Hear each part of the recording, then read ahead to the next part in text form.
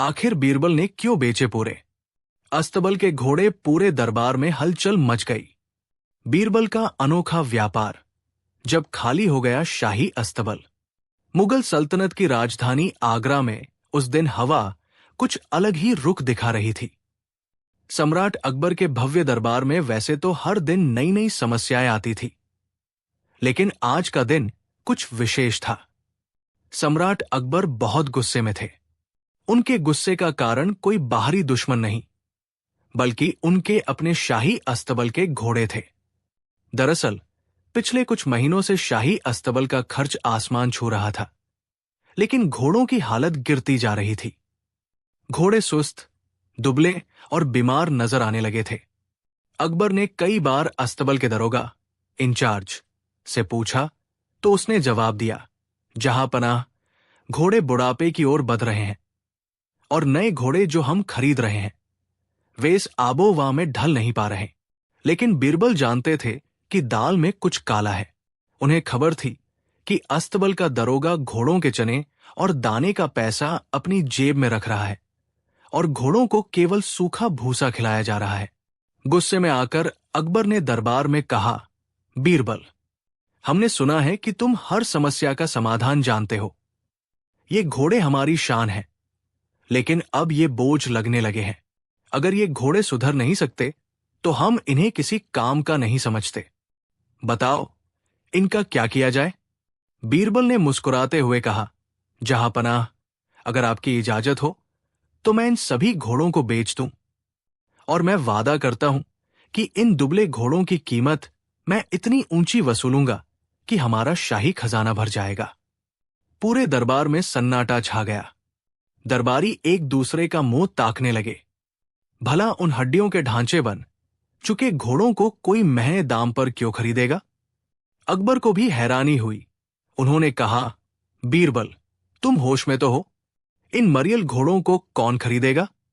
बीरबल ने आत्मविश्वास से कहा, बस आप मुझे 1 हफ्ते का समय और पूरे अस्तबल का अधिकार दे दें। अकबर ने शर्त मान ली। अगले ही दिन पूरे आगरा शहर में मुनादी करवा दी गई, सुनो सुनो सुनो, बादशाह सलामत के खास वफादार बीरबल साहब शाही अस्तबल के बेशकीमती घोड़े बेच रहे हैं। पर ये मामूली घोड़े नहीं हैं। ये स्वर्ग के दिव्य घोड़े हैं, जो केवल उन्हीं को दिखाई देते हैं और उन्हीं के काम आते हैं, जो अपनी बीवी के गुलाम नहीं हैं और जिनके दिल में कोई पाप नहीं है। पूरे शहर में हलचल मच गई। लोग हैरान थे कि ये कौन से घोड़े हैं। बीरबल ने अस्तबल के बाहर एक बड़ा शामियाना लगवाया। उन्होंने घोड़ों को नहला धुलाकर उन पर रेशमी चादरें डलवा दी ताकि उनकी पसलियां न दिखें। लेकिन असली खेल तो कुछ और था। अकबर के दरबार में कुछ मंत्री ऐसे थे जो बीरबल से जलते थे। उन्होंने सोचा कि ये बीरबल को नीचा दिखाने का सुनहरा मौका है। उन्होंने योजना बनाई कि वे खुद ग्राहक बनकर जाएंगे और बीरबल की पोल खोल देंगे। इधर बीरबल ने हर घोड़े की कीमत 1000 स्वर्ण मुद्रा रखी थी, जो कि एक बहुत बड़ी रकम थी। बिक्री के दिन सबसे पहले एक लालची अमीर व्यापारी आया। उसने घोड़े को देखा, जो हकीकत में बहुत कमजोर था। उसने बीरबल से पूछा, बीरबल साहब, ये घोड़ा तो खड़ा भी नहीं हो पा रहा, आप इसे दिव्य क्यों कह रहे हैं? बीरबल ने धीरे से उसके कान में कहा, सेठ जी, मैंने पहले ही कहा था, ये दिव्य घोड़ा है। जो अपनी बीवी का गुलाम होता है या जिसने व्यापार में बेईमानी की होती है, उसे ये घोड़ा कमजोर और बीमार दिखता है। क्या आपको भी ऐसा ही दिख रहा है? व्यापारी पसीने पसीने हो गया। अगर वो कहता कि घोड़ा कमजोर है तो समाज में बदनामी होती कि वो अपनी पत्नी का गुलाम है या बेईमान है। उसने तुरंत अपनी जेब ढीली की और 1000 स्वर्ण मुद्राएं देकर उस मरियल घोड़े को खरीद लिया और शान से उसे लेकर घर की ओर चल दिया। दरबार में खलबली। जब दरबार के भ्रष्ट मंत्रियों ने देखा कि लोग खुशी खुशी घोड़े खरीद रहे हैं, तो वे डर गए। उन्हें लगा कि शायद सच में घोड़ों में कोई जादुई शक्ति है। एक मंत्री जो अस्तबल के दरोगा के साथ मिलकर भ्रष्टाचार करता था, वो भी एक घोड़ा खरीदने पहुंचा। वो बीरबल को फंसाना चाहता था। उसने घोड़े की पीठ पर हाथ रखा और चिल्लाकर बोला, बीरबल, ये घोड़ा तो अभी मर जाएगा। ये कैसा सौदा है? बीरबल ने जोर से हंसते हुए कहा, अरे मंत्री जी, आप ये क्या कह रहे हैं? यहां खड़े सैकड़ों लोग देख रहे हैं कि घोड़ा कितना तंदुरुस्त है। क्या आप ये स्वीकार कर रहे हैं कि आप अपनी पत्नी के इशारों पर नाचते हैं और आपने शाही खजाने में चोरी की है? क्योंकि जो पवित्र आत्मा है उसे तो ये घोड़ा उड़ता हुआ दिखाई दे रहा है। आसपास खड़ी भीड़ जोर जोर से हंसने लगी। मंत्री का चेहरा शर्म से लाल हो गया। अपनी इज्जत बचाने के लिए उसने तुरंत 2000 स्वर्ण मुद्राएं दी और 2 घोड़े खरीद लिए। पूरा अस्तबल साफ। देखते ही देखते शाम होने तक बीरबल ने पूरे अस्तबल के घोड़े बेच दिए। कुछ लोगों ने इज्जत बचाने के चक्कर में खरीदे, तो कुछ ने इस डर से कि कहीं उन्हें पापी न मान लिया जाए। अगले दिन जब अकबर दरबार में आए तो उन्होंने देखा कि अस्तबल पूरी तरह खाली है। वे हैरान थे। उन्होंने बीरबल को बुलाया और पूछा, बीरबल, क्या तुमने वाकई सारे घोड़े बेच दिए? और खजाने का क्या हाल है? बीरबल ने मुस्कुराते हुए मोहरों से भरी कई बोरियां अकबर के कदमों में रख दी। अकबर की आंखें फटी की फटी रह गई। इतनी रकम तो नए और तंदुरुस्त अरबी घोड़ों की भी नहीं होती। अकबर ने पूछा, बीरबल, आखिर तुमने ये चमत्कार किया कैसे? बीरबल ने विस्तार से सारी कहानी सुनाई। उन्होंने बताया कि कैसे उन्होंने लोगों के मनोविज्ञान और उनके डर, समाज में बदनामी का डर का फायदा उठाया।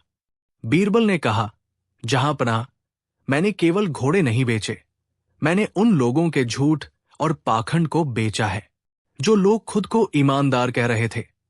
वे अपनी झूठी शान बचाने के लिए इन बेकार घोड़ों को महंगे दाम पर ले गए। तभी बीरबल ने असली चाल चली। उन्होंने उन मंत्रियों और दरोगा की तरफ इशारा किया जिन्होंने घोड़े खरीदे थे। उन्होंने कहा, जहांपनाह, सबसे मजेदार बात तो यह है कि इन घोड़ों को सबसे ज्यादा दाम देकर आपके उन मंत्रियों ने खरीदा है जो आपके अस्तबल की देखभाल करते थे। अगर घोड़े खराब थे तो उन्हें पता होना चाहिए था। लेकिन उन्होंने क्यों खरीदे? क्योंकि वे जानते थे कि अगर वे सच बोलेंगे तो उनकी चोरी पकड़ी जाएगी कि वे घोड़ों का पैसा खा जाते थे। अकबर सब कुछ समझ गए। उन्होंने तुरंत उस भ्रष्ट दरोगा और मंत्रियों को कैद करने का आदेश दिया। अकबर बहुत खुश हुए। उन्होंने बीरबल को इनाम स्वरूप उन स्वर्ण मुद्राओं का एक हिस्सा देना चाहा। लेकिन बीरबल ने बड़ी विनम्रता से कहा, जहांपनाह, ये पैसा मेरा नहीं, ये उन लोगों की झूठी शान का टैक्स है। इसे जनहित के कार्यों में लगाइए और अगले हफ्ते हम नए और शक्तिशाली घोड़े खरीदेंगे। दरबार फिर से बीरबल के ठहाकों और अकबर की प्रशंसा से गूंज उठा। बीरबल ने एक बार फिर साबित कर दिया कि बुद्धि के बल पर नामुमकिन को भी मुमकिन बनाया जा सकता है। 1. बीरबल की हाजिर जवाबी। बीरबल ने समस्या को समस्या नहीं बल्कि एक अवसर की तरह देखा। 2. मानवीय कमजोरी पर प्रहार। लोग अपनी असलियत छुपाने के लिए कुछ भी कर सकते हैं। बीरबल ने इसी बात का फायदा उठाया। 3. न्याय का तरीका। बिना किसी शोर शराबे के बीरबल ने चोरों को खुद ही अपने जाल में फंसने पर मजबूर कर दिया। 4. व्यंग्य कहानी में उन लोगों पर करारा व्यंग्य है जो समाज के डर से अपनी बुद्धि का इस्तेमाल नहीं करते। शिक्षा, बुद्धि और चालाकी का सही मेल बड़े से बड़े घाटे को भी मुनाफे में बदल सकता है। साथ ही इंसान को कभी अपनी झूठी शान के लिए गलत फैसले नहीं लेने चाहिए, क्योंकि अंत में सच्चाई सामने आ ही जाती है। यह कहानी लोक कथाओं और बीरबल की चतुराई के किस्सों पर आधारित एक काल्पनिक विस्तार है, जिसका उद्देश्य मनोरंजन और शिक्षा प्रदान करना है। शतरंज की बाजी। जब बीरबल ने बिसात पर बादशाह को घेरा, मुगल सम्राट अकबर को शिकार और संगीत के अलावा जिस चीज का सबसे ज्यादा शौक था वो था शतरंज। अकबर खुद को शतरंज का माहिर खिलाड़ी मानते थे। उनके पास हाथीदांत और आबनूस के बेशकीमती मोहरे थे और बिसात मखमल की बनी थी। अक्सर शाम को दरबार के बाद अकबर अपने खास दरबारियों के साथ शतरंज की बाजी सजाते थे। अकबर का मानना था कि शतरंज एक राजा का खेल है, क्योंकि इसमें सेना, वजीर और किलों का तालमेल होता है। धीरे धीरे अकबर को अपनी जीत पर घमंड होने लगा, क्योंकि दरबार में कोई भी उन्हें हरा नहीं पाता था। अक्सर दरबारी डर के मारे जानबूझकर हार जाते थे। एक दिन अकबर ने मुस्कुराते हुए बीरबल से कहा, बीरबल, हमने सुना है कि तुम हर क्षेत्र में माहिर हो, लेकिन क्या शतरंज की बिसात पर तुम हमारा सामना कर सकते हो? आज तक हमें कोई मात नहीं दे पाया है। बीरबल ने विनम्रता से जवाब दिया, जहांपना, शतरंज केवल मोहरों की चाल नहीं, बल्कि धैर्य और सही समय पर सही फैसले का खेल है। यदि आप आज्ञा दें तो ये गुलाम अपनी किस्मत आजमाना चाहेगा। अकबर ने चुनौती स्वीकार की और एक बड़ी शर्त रखी, बीरबल, अगर तुम जीत गए तो हम तुम्हें एक जागीर और 5,000 स्वर्ण मुद्राएं देंगे। लेकिन अगर तुम हार गए तो तुम्हें यह स्वीकार करना होगा कि बुद्धि हमेशा सत्ता के नीचे होती है। अगले दिन शाही बाग के बीचों बीच शतरंज की बाजी बिछाई गई। पूरे दरबार में खलबली थी। दरबारी दो गुटों में बंट गए थे। कुछ चाहते थे कि बीरबल जीते, जबकि बीरबल के विरोधी जैसे मुल्ला दो प्याजा चाह रहे थे कि आज बीरबल की हार हो और उनका घमंड टूटे। खेल शुरू हुआ। अकबर के पास सफेद मोहरे थे और बीरबल के पास काले। अकबर ने बहुत आक्रामक, एग्रेसिव शुरुआत की। उन्होंने अपने प्यादों को तेजी से आगे बढ़ाया और बीरबल के किलों पर दबाव बनाना शुरू कर दिया। अकबर बोले, देखो बीरबल, मेरा वजीर क्वीन तुम्हारे प्यादों को गाजर मूली की तरह काट रहा है। तुम्हारी रक्षा की दीवार दरक रही है। बीरबल बिल्कुल शांत थे। वे एक एक चाल बहुत सोच समझकर चल रहे थे। वे अपने घोड़ों और ऊंटों का इस्तेमाल रक्षात्मक तरीके से कर रहे थे। ऐसा लग रहा था जैसे बीरबल डरकर खेल रहे हों। खेल के बीच में अकबर ने एक बहुत ही घातक चाल चली। उन्होंने बीरबल के हाथी रुख को फंसा लिया। अकबर जोर से हंसे, बीरबल, तुम्हारा एक हाथी तो गया, अब तुम अपनी सेना को कैसे संभालोगे? हार मान लो, अभी भी समय है। बीरबल मुस्कुराए और बोले, जहांपना, शतरंज में कभी कभी एक बड़ी कुर्बानी एक बड़ी जीत का रास्ता खोलती है। हाथी तो सिर्फ लकड़ी का मोहरा है, असली ताकत तो राजा की स्थिति में होती है। अकबर को लगा कि बीरबल हार के डर से दार्शनिक बातें कर रहे हैं। अकबर ने बीरबल का हाथी मार गिराया। दरबारियों ने तालियां बजाई। अकबर अब पूरी तरह आश्वस्त, कॉन्फिडेंट थे कि जीत उनकी ही होगी। अब बीरबल ने अपनी चाल चलनी शुरू की।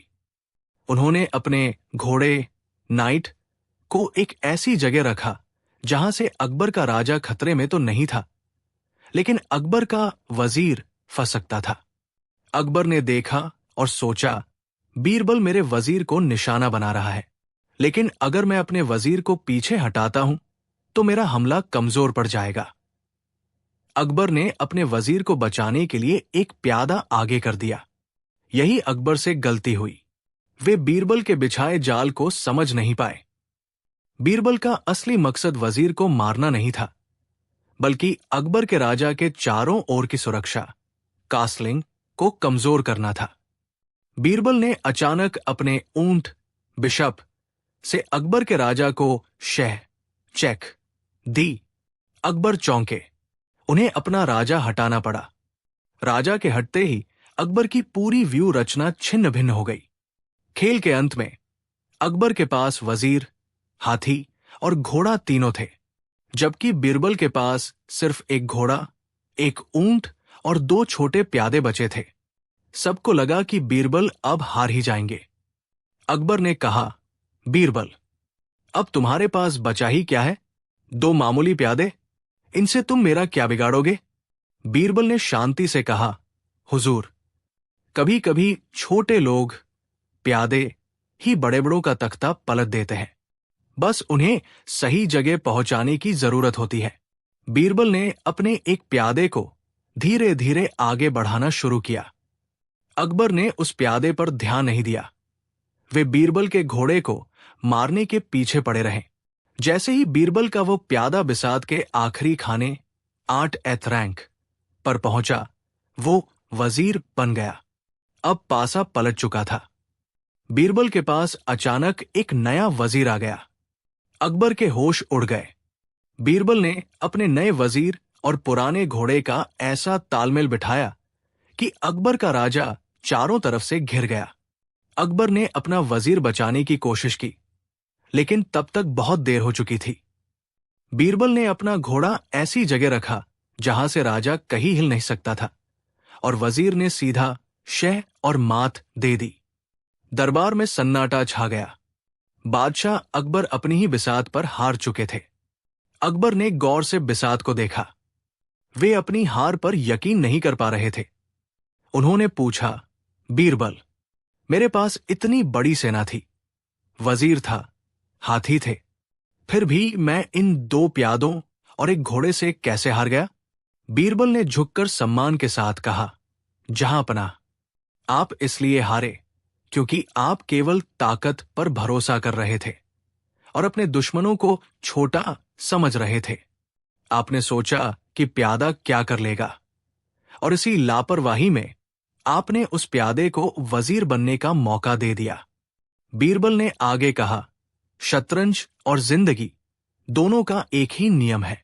राजा तब तक ही शक्तिशाली है जब तक उसके प्यादे, प्रजा उसके साथ है और सही तरीके से तैनात है।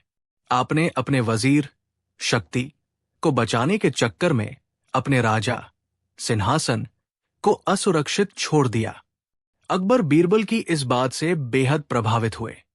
उनका अहंकार चूर चूर हो गया। उन्होंने बीरबल को गले लगाया और कहा, बीरबल, तुमने आज मुझे न केवल शतरंज में हराया है, बल्कि हुकूमत करने का एक बड़ा सबक भी सिखाया है। कहानी की सीख: 1. किसी को छोटा न समझे। जिंदगी की बिसात पर कभी कभी छोटे लोग, प्यादे ही सबसे बड़ा बदलाव लाते हैं।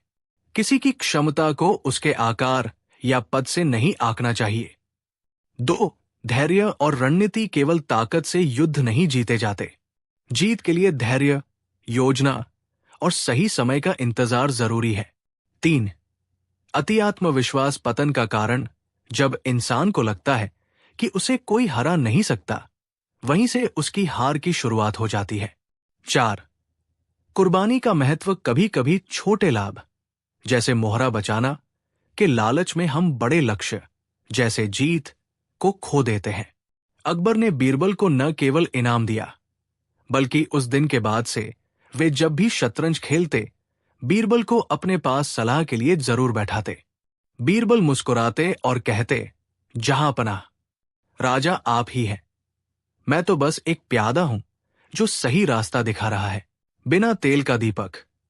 जब बीरबल ने जुगनुओं से रोशन किया महल, आगरा का किला अपनी भव्यता के लिए मशहूर था, लेकिन उस दिन की रात कुछ अलग ही थी। वो अमावस्या की रात थी। आसमान में चांद का नामो निशान नहीं था और घने बादलों ने सितारों को भी अपनी ओट में छिपा लिया था। पूरे महल में सन्नाटा था। केवल मशालों की थरथराहट सुनाई दे रही थी। शहंशाह अकबर उस रात नींद न आने के कारण बेचैन थे। वे अपने झरोखे से बाहर देख रहे थे। उन्हें लगा कि ये मशालें, ये तेल और ये धुआं सब कितना साधारण है। अचानक उनके मन में एक विचित्र और चुनौतीपूर्ण विचार आया। उन्होंने अगले दिन दरबार में एक ऐसी शर्त रखने का फैसला किया जो बीरबल की बुद्धि की अंतिम परीक्षा ले सके। अगली सुबह जब दरबार सजा, तो अकबर ने मुस्कुराते हुए बीरबल की ओर देखा। दरबारी समझ गए कि आज फिर बीरबल के लिए कोई नई मुसीबत आने वाली है।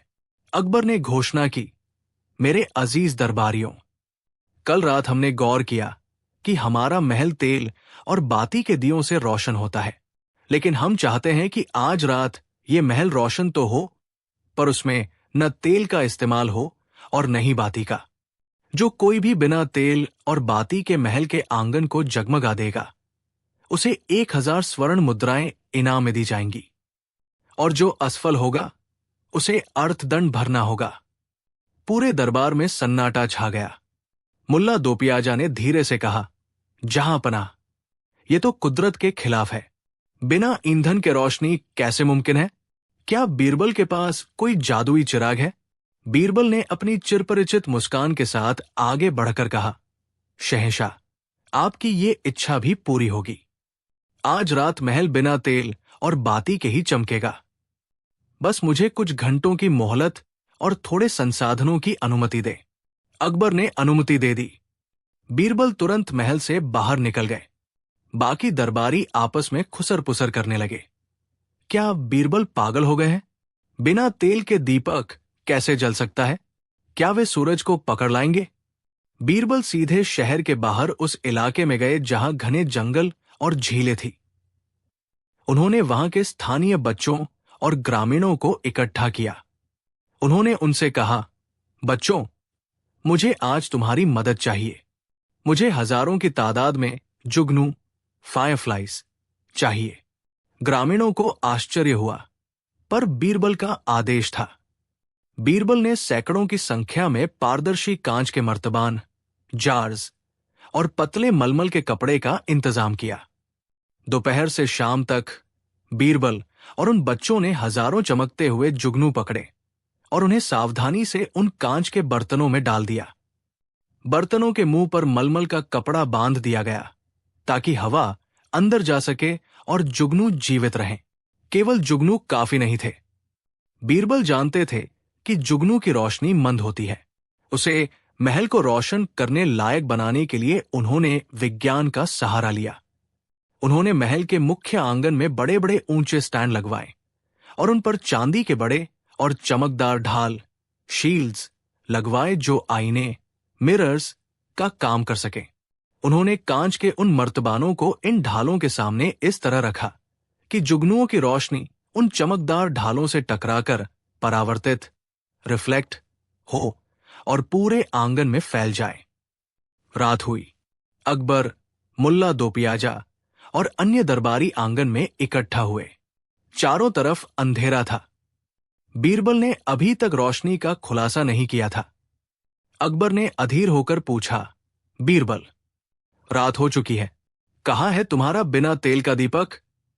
यहां तो चारों तरफ अंधेरा है। बीरबल ने मुस्कुराते हुए ताली बजाई।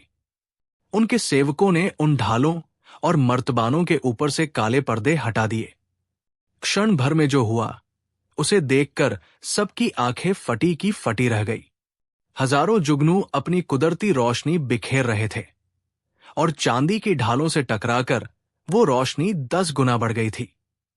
पूरा आंगन एक सुनहरी हरी आभा से जगमगा उठा। वो रोशनी आम दियों की तरह गर्म और धुना देने वाली नहीं थी, बल्कि वो शीतल और जादुई थी। ऐसा लग रहा था मानो सितारे आसमान से उतरकर जमीन पर टहल रहे हों। शहंशाह अकबर मंत्रमुग्ध होकर उस नजारे को देखते रहे। उन्होंने एक मर्तबान को हाथ में लिया और देखा कि उसके अंदर न तेल था, न घी और न ही कोई जलती हुई बाती। केवल छोटे छोटे जीव अपनी चमक बिखेर रहे थे। अकबर ने पूछा, अद्भुत बीरबल, ये तो वाकई कमाल है, लेकिन क्या ये दीपक की परिभाषा में आता है? बीरबल ने विनम्रता से उत्तर दिया, आलमपना। दीपक का अर्थ है वह जो अंधकार को दूर करे। आपने शर्त रखी थी कि तेल और बाती का प्रयोग न हो। इन कुदरती दीपकों के पास अपनी खुद की रोशनी है जिसे खुदा ने बनाया है। इन्हें न तेल की जरूरत है न बाती की। ये मौन प्रकाश है जो बिना धुएं के महल को रोशन कर रहा है। मुल्ला दोपियाजा ने चिस्ते हुए कहा, पर ये तो जुगनू है बीरबल, ये कल मर जाएंगे या उड़ जाएंगे। बीरबल ने तुरंत जवाब दिया, मुल्ला जी, तेल के दिए भी सुबह बुझ जाते हैं, लेकिन जो रोशनी हमें प्रकृति से और बुद्धि से मिलती है वो कभी खत्म नहीं होती। आज की रात के लिए तो शर्त यही थी कि बिना तेल के रोशनी हो, और वो आपके सामने है। अकबर बीरबल की इस मौलिक सोच से बेहद खुश हुए। उन्होंने बीरबल को न केवल स्वर्ण मुद्राएं दी, बल्कि उन्हें कुदरत का दोस्त की उपाधि भी दी। अकबर ने महसूस किया कि हम अक्सर समाधान के लिए केवल इंसानी संसाधनों, तेल, घी पर निर्भर रहते हैं, जबकि हमारे आसपास की प्रकृति में उससे भी बड़े समाधान छिपे होते हैं। उस रात पूरे आगरा में चर्चा थी कि बीरबल ने अंधेरे को पकड़ने के बजाय रोशनी को कैद करना सीख लिया है। नैतिक शिक्षा। ये कहानी केवल एक चतुराई का किस्सा नहीं है, बल्कि ये हमें कई गहरे सबक सिखाती है। एक, out of the box thinking. जब दुनिया एक ही ढर्रे पर सोच रही थी, तेल और बाती, तब बीरबल ने एक ऐसे विकल्प के बारे में सोचा जो किसी के दिमाग में नहीं आया। जीवन की बड़ी समस्याओं का समाधान अक्सर सरल और प्राकृतिक चीजों में छिपा होता है। 2, संसाधनों का सही प्रबंधन। बीरबल ने जुगनुओं, शक्ति और दर्पणों, परावर्तन का मेल कराकर कम रोशनी को भी महान प्रकाश में बदल दिया। ये सिखाता है कि हमारे पास जो है, यदि हम उसका सही इस्तेमाल करें तो हम चमत्कार कर सकते हैं। 3, प्रकृति का सम्मान। रोशनी केवल आग से नहीं आती। प्रकृति ने हमें जुगनू, चांद और सितारों के रूप में बिना धुएं वाली रोशनी दी है। ये कहानी पर्यावरण के प्रति भी एक सूक्ष्म संदेश देती है। 4, नजरिया ही सब कुछ है। जहां बाकी दरबारी असंभव शब्द को पकड़कर बैठ गए थे, वही बीरबल ने उस चुनौती को एक अवसर की तरह देखा। बिना तेल का दीपक दरअसल ज्ञान और बुद्धि का प्रतीक है। जिस प्रकार एक दीपक को तेल चाहिए, लेकिन ज्ञान के दीपक को केवल जिज्ञासा और सोच की जरूरत होती है। बीरबल ने साबित कर दिया कि जिसकी बुद्धि जागृत है, उसके जीवन में कभी अंधेरा नहीं हो सकता। अगले दिन मुल्ला दो प्याजा ने भी अपने घर में जुगनू पकड़ने की कोशिश की, लेकिन उन्होंने जुगनुओं को कांच के बंद डिब्बे में बिना छेद के रख दिया। सुबह तक सारे जुगनू मर गए और मुल्ला जी का घर अंधेरा ही रहा। बीरबल ने उन्हें हंसते हुए समझाया, मुल्ला जी, रोशनी के लिए जान लेनी नहीं, बल्कि जान, जीवन को समझना पड़ता है। बिना पैरों वाला घोड़ा, दरबारियों की एक और नाकाम साजिश। मुगल सम्राट अकबर के दरबार में बीरबल की बढ़ती लोकप्रियता और बादशाह का उन पर अटूट विश्वास कई अन्य दरबारियों की आंखों में खटकता था। विशेषकर मुल्ला दो प्याजा और मिर्जा खानी जैसे दरबारी हमेशा इस फिराक में रहते थे कि कैसे बीरबल को नीचा दिखाया जाए। एक शाम जब बीरबल दरबार में उपस्थित नहीं थे, इन दरबारियों ने एक गुप्त सभा की। मुल्ला दो प्याजा बोले, भाइयों, जब तक बीरबल है हमारी दाल नहीं गलेगी। हमें बादशाह के सामने कोई ऐसी चुनौती रखनी होगी जिसका समाधान बीरबल के पास भी न हो। यदि वो विफल रहा तो बादशाह का उस पर से भरोसा उठ जाएगा। मिर्जा खानी ने एक धूर्त मुस्कान के साथ कहा, मैंने एक तरकीब सोची है। हम बादशाह को एक ऐसे काल्पनिक जीव के बारे में बताएंगे जो बिना पैरों का घोड़ा हो। हम कहेंगे कि हमने पुरानी किताबों में पढ़ा है कि ऐसा घोड़ा सबसे वफादार और तेज होता है। जब बादशाह बीरबल को उसे लाने का आदेश देंगे तो वो कहां से लाएगा, क्योंकि ऐसा घोड़ा तो दुनिया में होता ही नहीं। सभी दरबारियों को यह विचार बहुत पसंद आया। उन्होंने मिलकर एक योजना बनाई। अगले दिन जब दरबार लगा तो मुल्ला दो प्याजा ने बड़ी चालाकी से बात शुरू की। जहां पनाह, कल रात मैं अपनी पुरानी फारसी किताबों का अध्ययन कर रहा था। उसमें एक अत्यंत दुर्लभ और अद्भुत घोड़े का वर्णन मिला है। वो घोड़ा इतना तेज है कि हवा से बातें करता है, लेकिन उसकी सबसे बड़ी विशेषता यह है कि उसके पैर नहीं होते।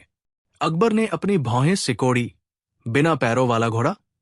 मुल्ला जी, क्या आप होश में हैं?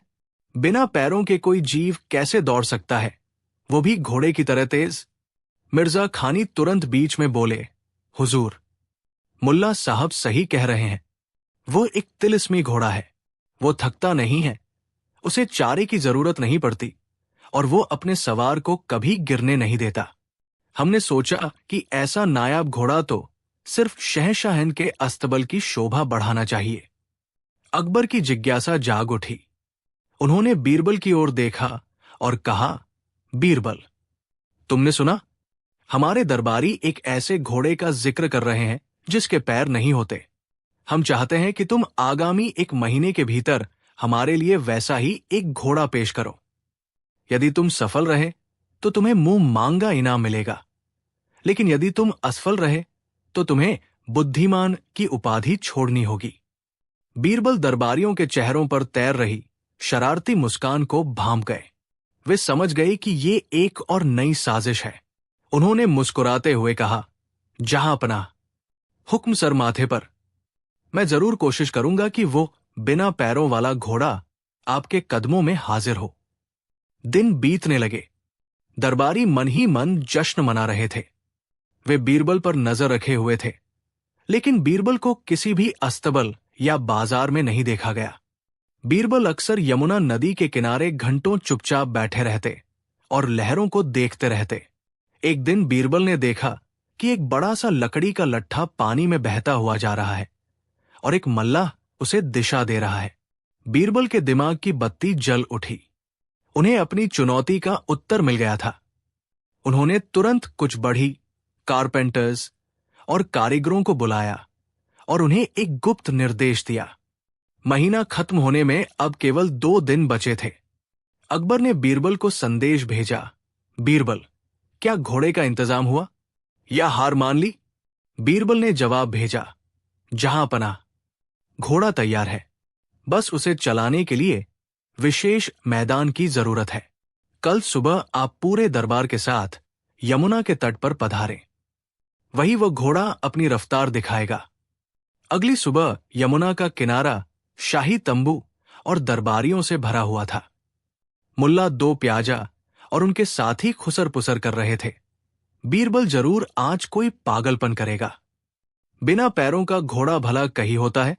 तभी बीरबल एक बड़ी सी नौका, बोट लेकर आए, जिसे बहुत ही सुंदर तरीके से सजाया गया था। नौका के अगले हिस्से पर एक घोड़े का सिर, वुडन हॉर्स हेड, बना हुआ था। नौका के चारों ओर सुंदर नक्काशी थी और उस पर एक मखमली छत्र लगा था।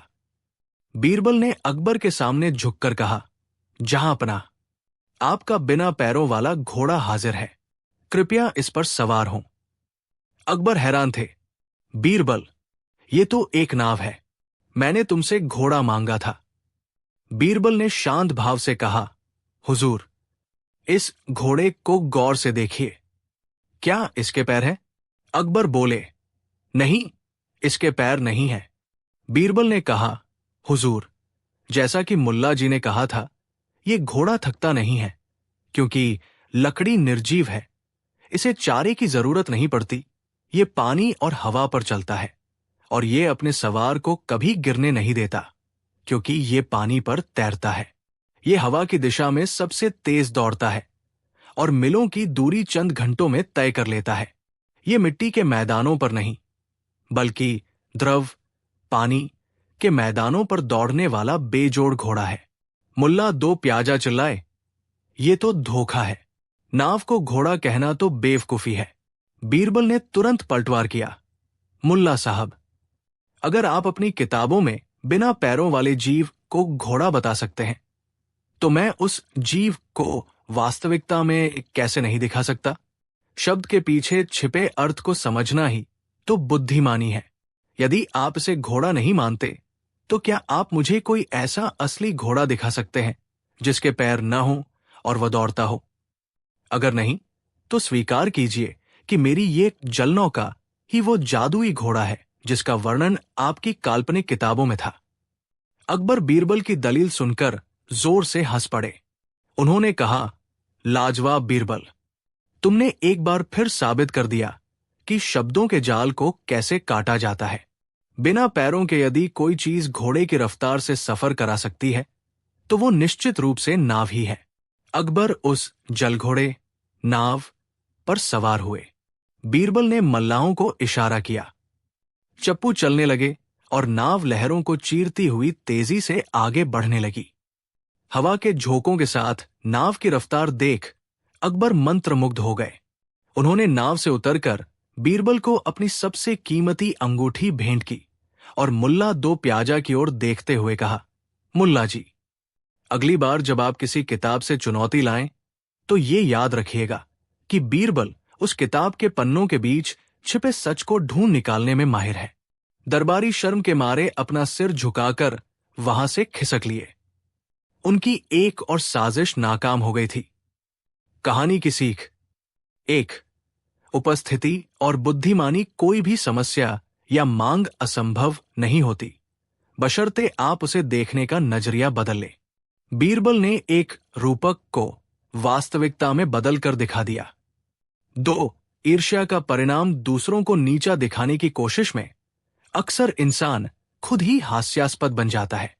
3, शब्दों की शक्ति: जो लोग दूसरों के लिए गड्ढा खोदते हैं या जाल बुनते हैं, वे अक्सर अपने ही बुने हुए शब्दों के जाल में फंस जाते हैं।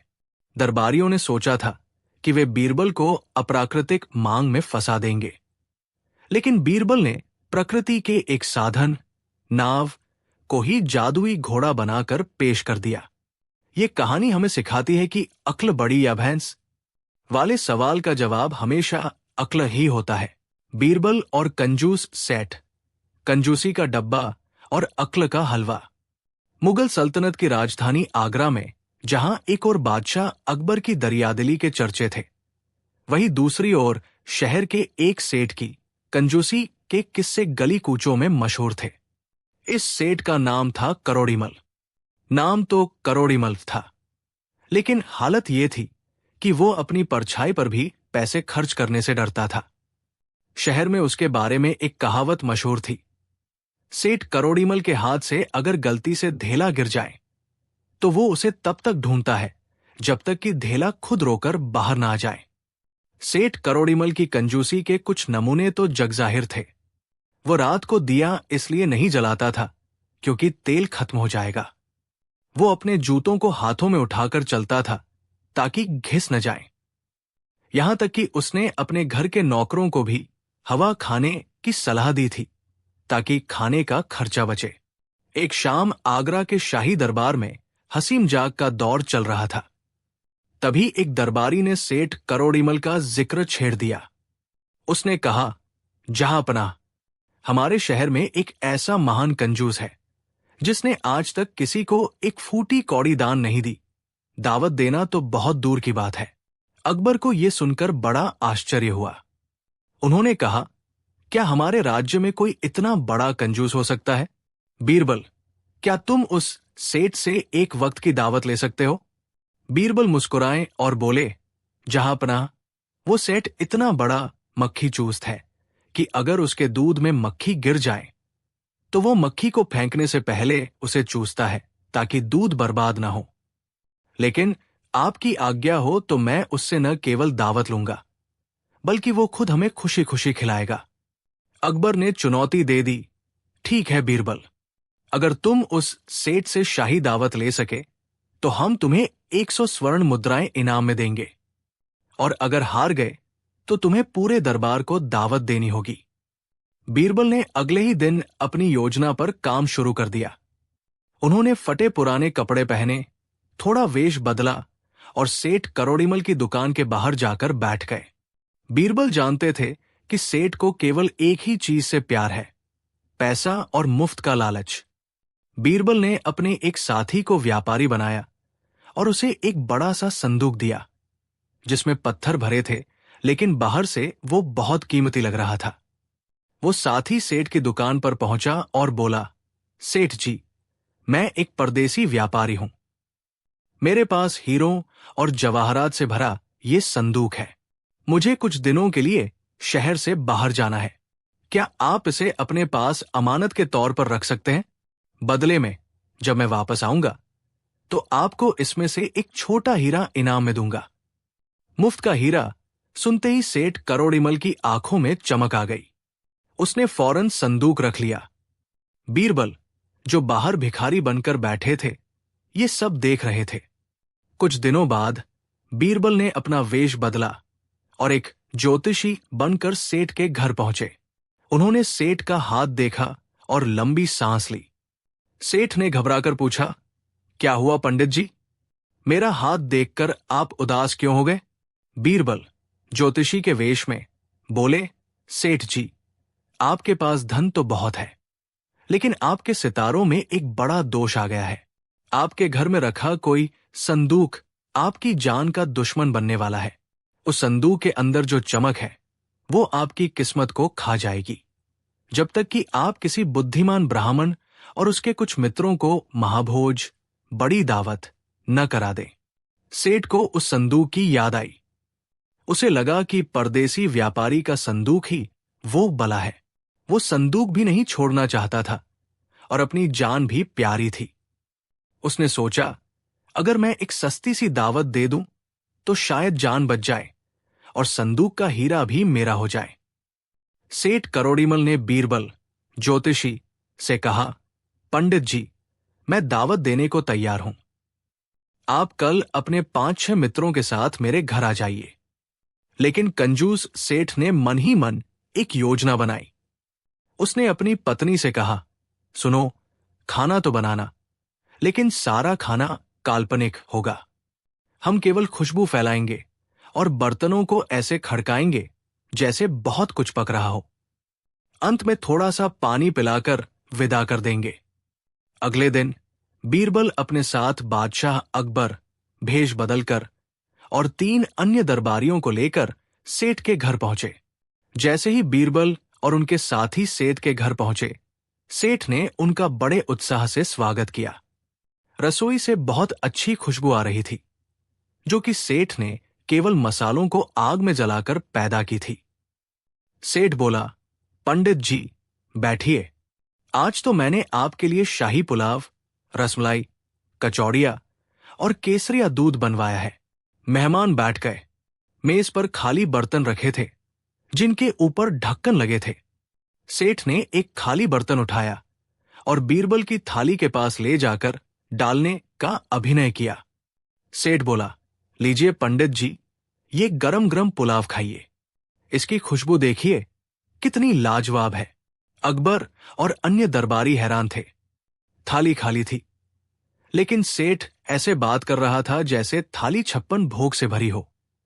बीरबल समझ गए कि सेठ अपनी पुरानी आदत से बाज नहीं आया है। बीरबल ने भी अपना नाटक शुरू किया। उन्होंने हवा में हाथ घुमाया जैसे पुलाव का निवाला तोड़ रहे हों और उसे अपने मुंह में डालकर चप-चप की आवाज करने लगे। बीरबल बोले, वाह सेठ जी, ऐसा पुलाव तो जन्नत में भी नहीं मिलता। क्या स्वाद है, क्या मसाले हैं। देखा देखी अकबर और अन्य दरबारियों ने भी हवा में खाना शुरू कर दिया। वे खाली मुंह चला रहे थे और सेठ की तारीफ कर रहे थे। सेठ मन ही मन बहुत खुश था कि वाह, मैंने इन बेवकूफों को बिना एक दाना खिलाए खुश कर दिया। मेरा खर्चा बच गया और ग्रहदोष भी टल गया। जब ये काल्पनिक दावत खत्म हुई तो सेठ ने हाथ जोड़कर कहा, पंडित जी, पेट भर गया ना? अब मुझे आशीर्वाद दीजिए कि वो संदूक मुझे नुकसान न पहुंचाए। बीरबल बोले, बिल्कुल सेठ जी, आपने हमें इतना शानदार भोजन कराया है, तो अब दक्षिणा देने की बारी हमारी है। ये सुनकर सेठ की बांछें खिल गई। उसने सोचा, मुफ्त का खाना खिलाने का नाटक किया और अब ऊपर से दक्षिणा भी मिलेगी। बीरबल ने अपने जेब से एक मखमली थैली निकाली। उस थैली के अंदर बहुत सारे सोने के सिक्के असली थे। बीरबल ने थैली को जोर जोर से हिलाया, छन छन, खनक खनक। सिक्कों की खनक सुनकर सेठ की लार टपकने लगी। वो हाथ फैलाकर आगे बढ़ा। बीरबल ने थैली को फिर से हिलाया और बोले, सेठ जी, सिक्कों की आवाज सुनी आपने? कितनी सुरीली है ना? सेठ बोला, हाँ पंडित जी, बहुत सुरीली है, अब दे भी दीजिए। बीरबल ने थैली वापस अपनी जेब में रख ली और बोले, कैसी दक्षिणा सेठ जी? जैसे आपने हमें खाने की खुशबू न खिलाई और हमने स्वाद लेकर पेट भर लिया, वैसे ही हमने आपको सिक्कों की खनक सुना दी और आपने उसे सुनकर अपना मन भर लिया। खुशबू का बदला खनक, हिसाब बराबर। सेठ करोड़ीमल का चेहरा उतर गया। वो काटो तो खून नहीं वाली स्थिति में आ गया। अकबर अपनी हंसी नहीं रोक पाए और उन्होंने अपना असली वेश जाहिर कर दिया। बादशाह अकबर बोले, सेठ करोड़ीमल, हमें तुम्हारी कंजूसी के बारे में पता था, लेकिन आज बीरबल ने साबित कर दिया कि अक्ल के आगे लालच हमेशा हारता है।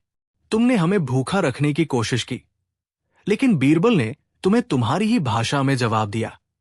सेठ शर्म के मारे पानी पानी हो गया।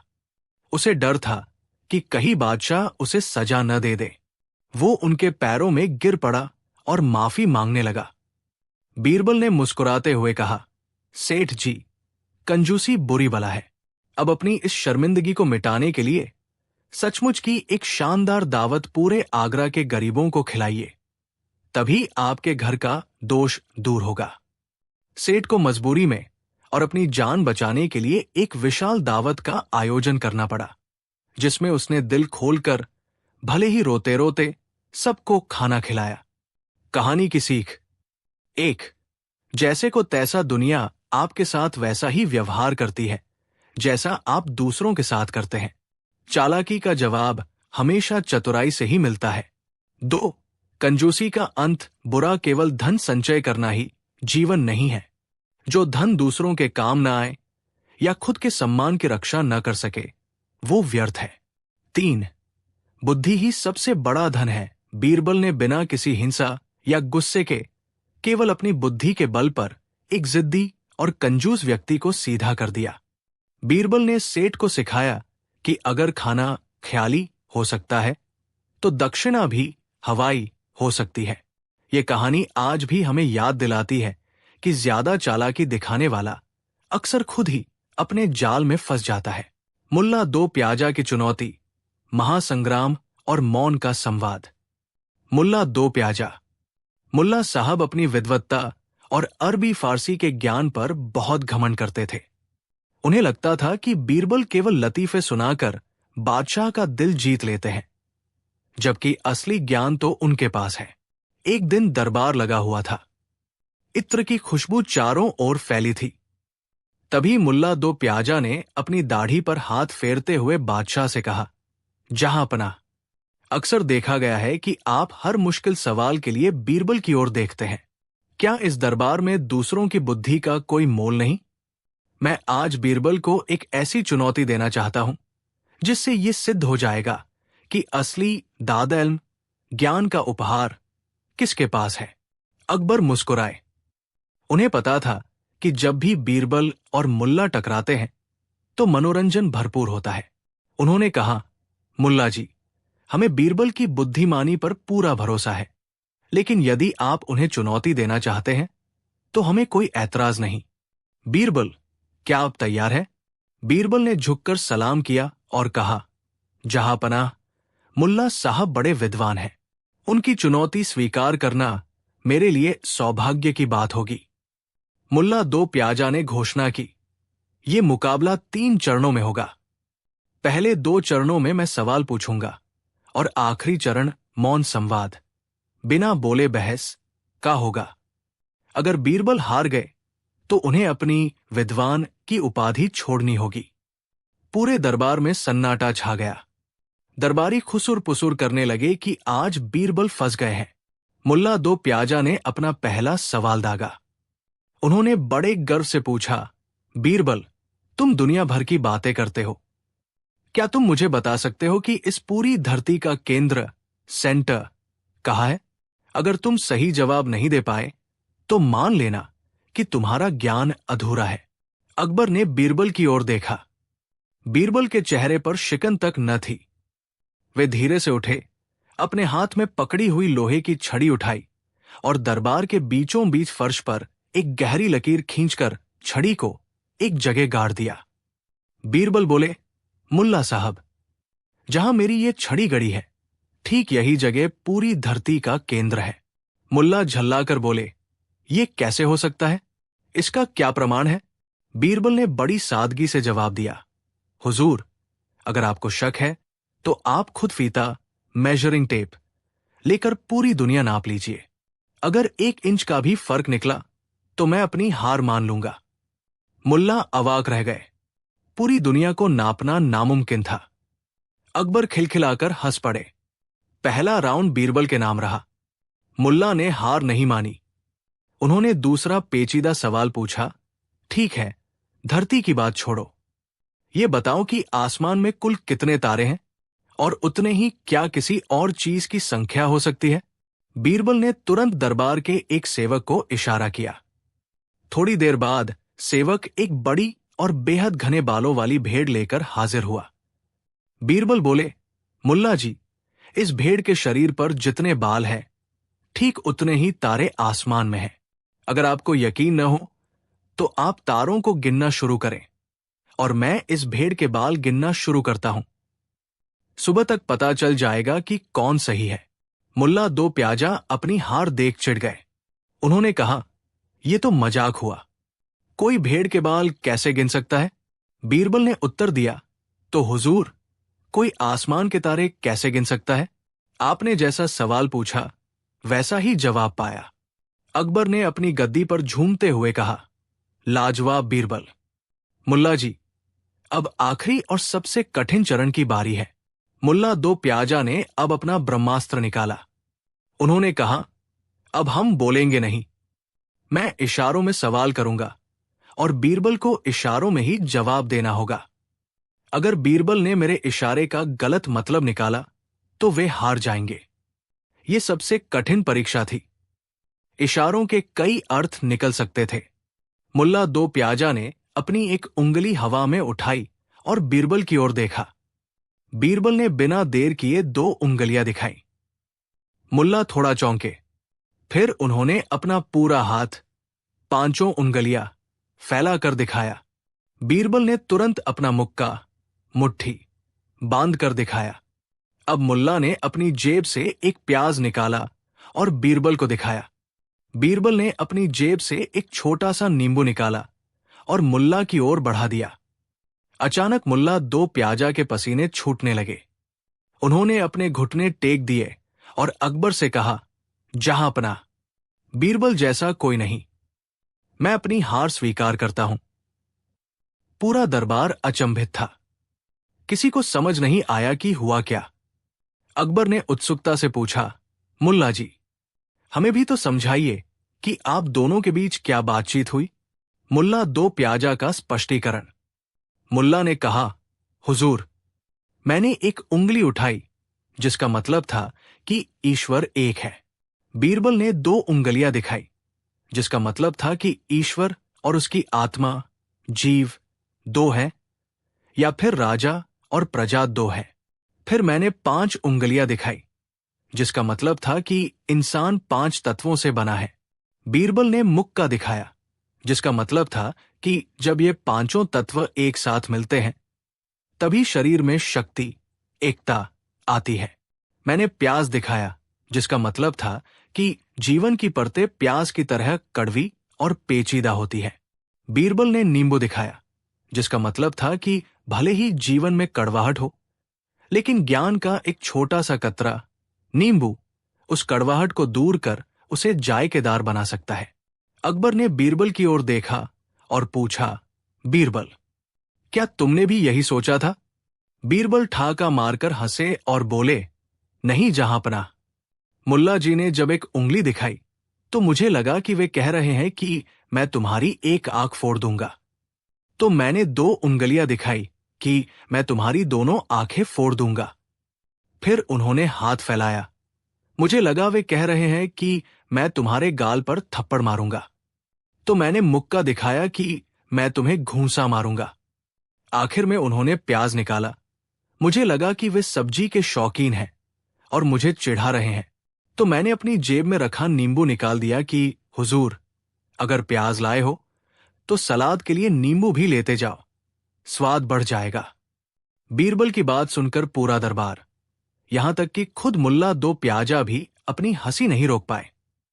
अकबर ने बीरबल को कीमती मोतियों की माला भेंट की और मुल्ला दो प्याजा को एहसास हो गया कि किताबी ज्ञान से बड़ी हाजिर जवाबी और साधारण समझ होती है। कहानी की सीख। 1. बुद्धि का प्रयोग किताबी ज्ञान और डिग्रियां इंसान को विद्वान बना सकती है, लेकिन असल जीवन की समस्याओं के लिए हाजिर जवाबी और सामान्य ज्ञान की आवश्यकता होती है। 2. दृष्टिकोण एक ही चीज को देखने के दो अलग अलग नजरिए हो सकते हैं। जहां मुल्ला दार्शनिक सोच रहे थे, बीरबल व्यावहारिक और मजाकिया सोच रहे थे। 3. ईर्ष्या का फल ईर्ष्या हमेशा इंसान को नीचा दिखाती है। अपनी योग्यता को साबित करने के लिए दूसरों को गिराने की जरूरत नहीं होती। ये कहानी हमें सिखाती है कि चाहे चुनौती कितनी भी गंभीर क्यों न हो, अगर हम शांत रहकर अपनी चतुराई का प्रयोग करें तो बड़ी से बड़ी मुश्किल को हंसी में टाला जा सकता है। बीरबल का स्वर्ग प्रवास।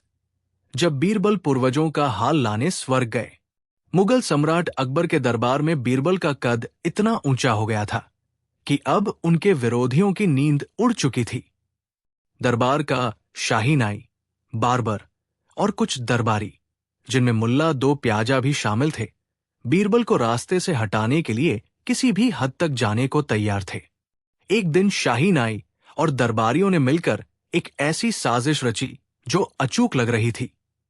उन्होंने सोचा कि बीरबल को कोई ऐसी सजा दिलवाई जाए जिससे वो कभी वापस ना आ सके।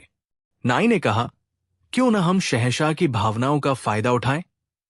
वे अपने मरहूम वालिद, स्वर्गीय पिता हुमायूं से बहुत प्यार करते हैं।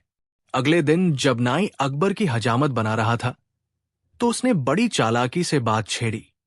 जहां पनाह, कल रात मेरे ख्वाब में आपके वालिद हुमायूं तशरीफ लाए थे। अकबर चौंक गए और बोले, क्या? मेरे पिता? उन्होंने क्या कहा? क्या वे स्वर्ग में खुश है? नाई ने लंबी सांस ली और दुखी होने का नाटक करते हुए कहा, हुजूर, वे खुश तो बहुत हैं, लेकिन वहां एक समस्या है।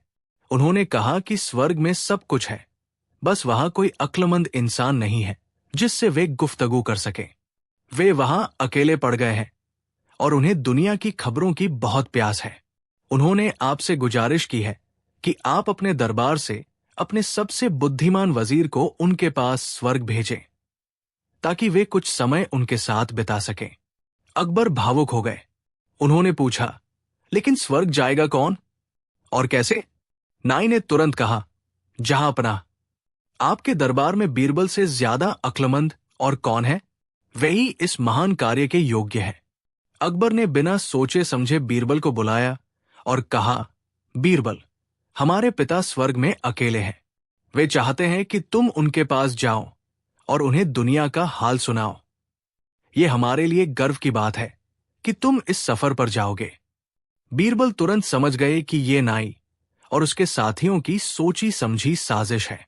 स्वर्ग जाने का मतलब था मृत्यु, क्योंकि जीते जी तो कोई स्वर्ग जा नहीं सकता। बीरबल ने पल भर सोचा और मुस्कुराकर कहा, जहां पनाह, ये तो मेरा सौभाग्य है। मैं आपके पिता की सेवा जरूर करूंगा, लेकिन स्वर्ग का सफर लंबा है, इसलिए मुझे अपनी तैयारी के लिए 1 महीने का समय चाहिए।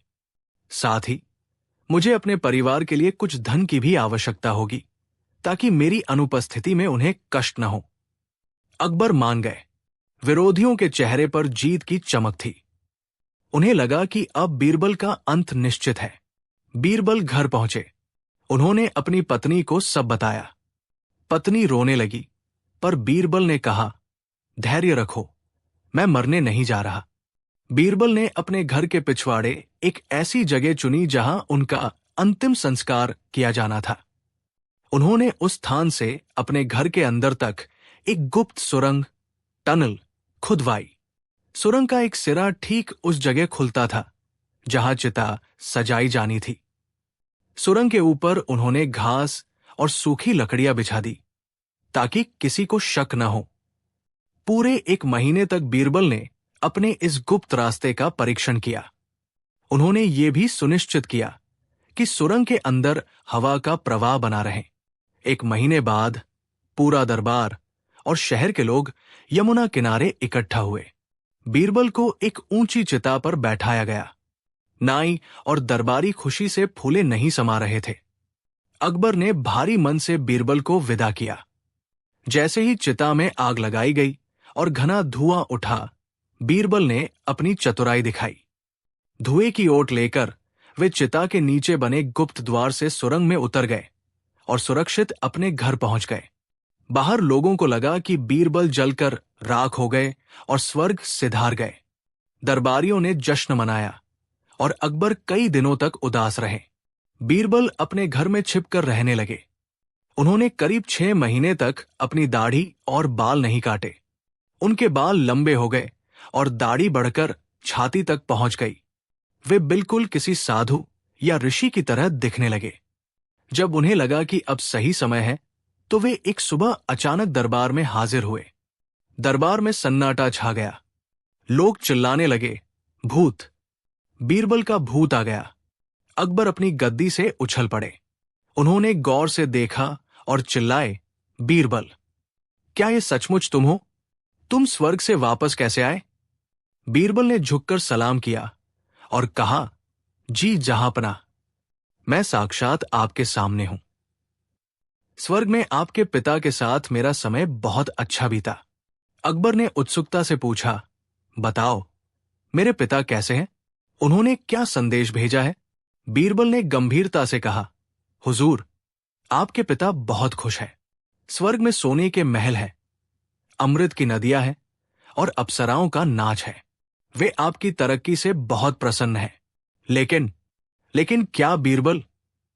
अकबर ने घबराकर पूछा। बीरबल ने अपनी लंबी दाढ़ी सहलाते हुए कहा, जहांपनाह, स्वर्ग में सब कुछ है, बस वहां एक नाई, बार्बर नहीं है। आपके पिता के बाल और दाढ़ी मेरी तरह ही बहुत बढ़ गए हैं। वे बहुत गंदे लग रहे हैं। स्वर्ग में कोई बाल काटने वाला नहीं है, इसलिए उन्होंने बड़ी मिन्नत की है कि आप अपने शाही नाई को तुरंत स्वर्ग भेजें, ताकि वो उनकी हजामत बना सके। अकबर ने तुरंत नाई की ओर देखा। नाई का चेहरा पीला पड़ गया। उसके हाथ पांव कांपने लगे। उसने कभी सपने में भी नहीं सोचा था कि उसका बुना हुआ जाल उसी पर आकर गिरेगा। अकबर ने गर्जना की, नाई, तुम खुशनसीब हो। हमारे पिता ने तुम्हें याद किया है। अभी इसी वक्त स्वर्ग जाने की तैयारी करो। नाई अकबर के पैरों में गिर पड़ा और रोने लगा। उसने सारा सच उगल दिया कि कैसे उसने बीरबल को मारने के लिए ये कहानी गढ़ी थी। अकबर को बहुत गुस्सा आया। उन्होंने नाई और उसके साथियों को कड़ी सजा दी और बीरबल को गले लगा लिया। कहानी की शिक्षा: 1. बुराई का अंत बुरा जो दूसरों के लिए गड्ढा खोदता है, वो खुद ही उसमें गिरता है, जैसा कि नाई ने बीरबल के लिए किया और अंत में खुद फंस गया। 2. धैर्य और बुद्धि संकट के समय घबराने के बजाय अपनी बुद्धि का इस्तेमाल करना चाहिए। बीरबल ने मृत्यु को सामने देखकर भी अपनी अक्ल नहीं खोई। 3. अंधविश्वास और भावुकता से बचें। अकबर की भावुकता ने उन्हें एक असंभव बात पर विश्वास करने को मजबूर कर दिया। किसी की बातों पर आंख मूंदकर विश्वास नहीं करना चाहिए। 4.